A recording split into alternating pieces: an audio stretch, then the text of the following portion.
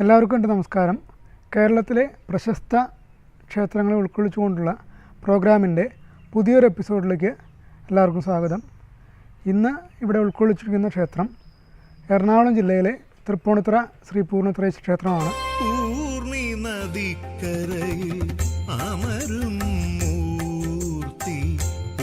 തൃപ്പൂണിത്തുറ നഗരമാസ്ഥാനമായി കോട്ടയ്ക്കകത്ത് ശ്രീ പൂർണ്ണത്രയീശ ക്ഷേത്രം നിലകൊള്ളുന്നു. കൊച്ചി രാജവംശത്തിൻ്റെ പരദേവതയാണ് ശ്രീ പൂർണ്ണത്രയീശൻ.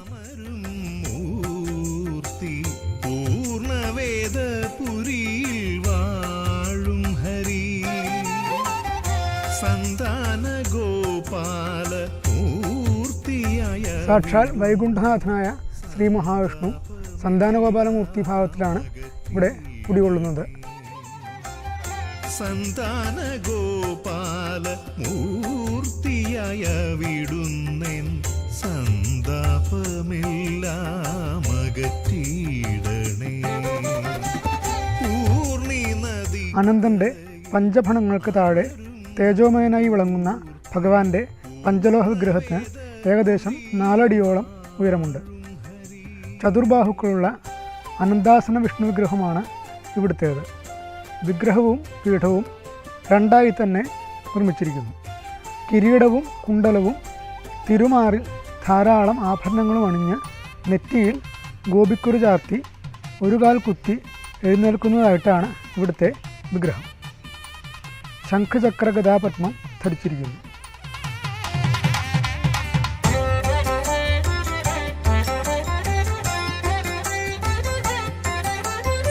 സന്താനഗോപാലം കഥയാണ് ഇവിടുത്തെ പ്രതിഷ്ഠയ്ക്ക് ആധാരം. വൈകുണ്ഠത്തിൽ നിന്നും കിട്ടിയ വിഷ്ണുവിൻ്റെ വിഗ്രഹം അർജുനൻ പൂർണ്ണി നദിയുടെ തീരത്ത് പ്രതിഷ്ഠിച്ചു എന്നാണ് ഇവിടുത്തെ ഐതിഹ്യം.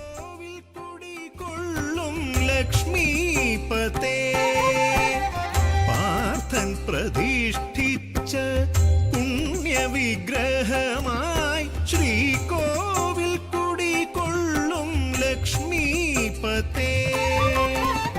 പാരിൽ സർവർക്കും മോക്ഷമേകിടുവാൻ. സന്താനഗോപാലമൂർത്തി ഭാവത്തിലുള്ള വിഷ്ണു വിഗ്രഹമായതിനാൽ കുട്ടികളില്ലാത്ത ദമ്പതികൾ ഇവിടെ വന്ന് പ്രാർത്ഥിച്ചാൽ സന്താന സൗഭാഗ്യം ഉണ്ടാകുമെന്നാണ് വിശ്വാസം. ത്രയി എന്ന് വേദത്തിന് പേരുള്ളതിനാൽ വേദസ്വരൂപനായിട്ടുള്ള ദേവനായിട്ടും പൂർണ്ണത്രയീശൻ അറിയപ്പെടുന്നു.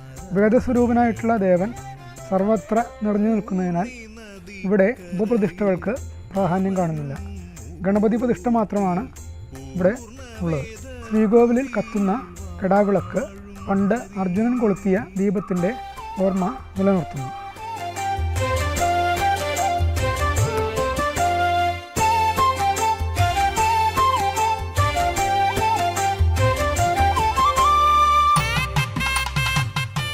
എണ്ണവിളക്കും കളഭവും പാൽ പന്തീരുന്നാഴിയുമാണ് ഇവിടുത്തെ പ്രധാന വഴിപാടുകൾ. ദിവസേന 5 പൂജ ശിവേലി ക്ഷേത്ര ചടങ്ങുകളെല്ലാം ഒരു മഹാക്ഷേത്രത്തിൻ്റെ പദവി അലങ്കരിച്ച് തന്നെയാണ് ഇവിടെ നടന്നു പോരുന്നത്. രാവിലത്തെ എതിർത്ത ശിവേലിക്കും രാത്രിയിലെ അത്താഴ ശിവേലിക്കും ഭഗവാൻ ആനപ്പുറത്താണ് പുറത്തേക്ക് എഴുന്നള്ളുന്നത്.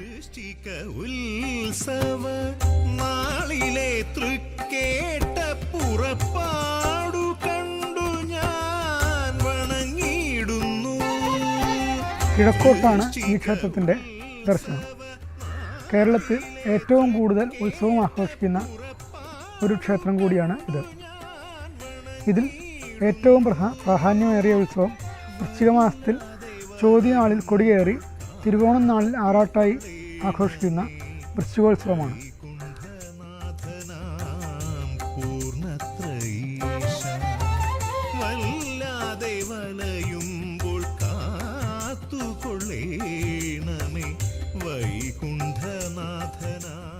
എട്ട് ദിവസമായി ആഘോഷിക്കുന്ന ഈ ഉത്സവം അതിഗംഭീരമായി തന്നെ ഇവിടെ കൊണ്ടാടുന്നു. ദിവസവും 15 ആനകളുടെ അകമ്പടിയോടെയാണ് ഭഗവാൻ പുറത്തേക്ക് എഴുന്നള്ളുന്നത്. പ്രശസ്തരായ ഗജവീരന്മാരുടെയും വാദ്യകലാകാരന്മാരുടെയും സംഗമവേദി കൂടിയാണ് ഈ ഉത്സവം. കൊച്ചിൻ ദേവസ്വം ബോർഡിൻ്റെ കീഴിലാണ് ഈ ക്ഷേത്രം. പൂർണ്ണത്രയീശൻ്റെ അനുഗ്രഹം ഏവർക്കും ഉണ്ടാകട്ടെ എന്ന പ്രാർത്ഥനയോടെ പുതിയൊരു ക്ഷേത്രത്തിൻ്റെ വിശേഷങ്ങളുമായി അടുത്ത ദിവസം വീണ്ടും കാണും വരെ നന്ദി, നമസ്കാരം. മൂർത്തി പൂർണ്ണവേദ പുരി